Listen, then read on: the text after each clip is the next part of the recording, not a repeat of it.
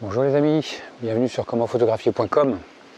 Alors, j'ai Robert qui m'a envoyé un petit mail pour me dire qu'il utilise un 55-200 de chez Nikon, il a un appareil boîtier Nikon et un D7100 et il a acheté un 17-70 Sigma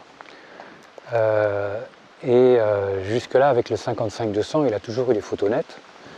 Et avec son nouvel objectif Sigma, il n'est pas convaincu de la netteté des photos. Pour lui, c'est pas franchement net.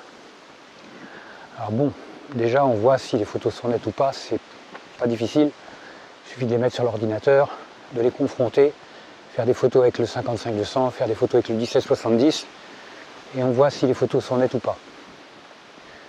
Si les photos sont pas nettes, ça peut provenir de différentes causes. Alors comme c'est un objectif Sigma, c'est pas un objectif Canon, il y a peut-être une problématique de complémentarité, de discussion entre le boîtier et l'objectif.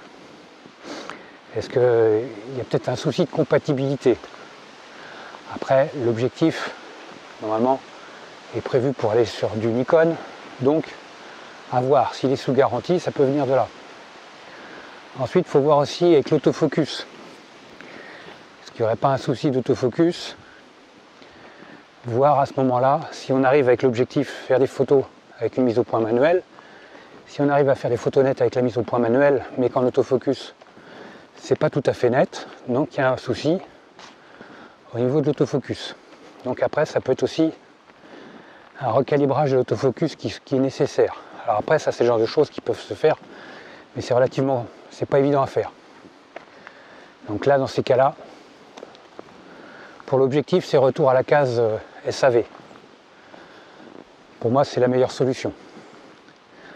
Ensuite, il faut voir aussi dans quelles conditions on fait les photos.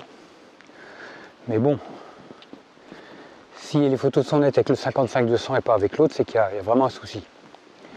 Donc là, malheureusement, je pense que c'est vraiment un problème lié à l'optique.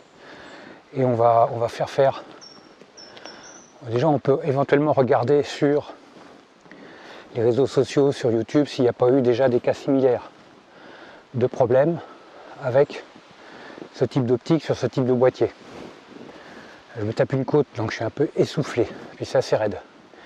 Donc c'est là où on peut voir, on peut demander, rechercher s'il n'y a pas eu des cas similaires aux nôtres et s'il n'y a pas d'autres avant nous qui ont eu le même problème.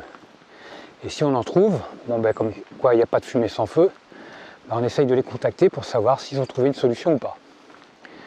Voilà les amis, si vous avez un souci de cet ordre-là, n'hésitez pas aussi pour en communiquer, pour en parler dans les commentaires. C'est fait pour ça. Un petit like, ça me fera super plaisir. Moi je vous like super fort. N'hésitez pas à vous abonner à la chaîne, c'est super important. Si vous voulez faire partie de mes contacts, c'est juste là que ça se passe. Et puis moi je vous dis à très vite. Ciao les amis.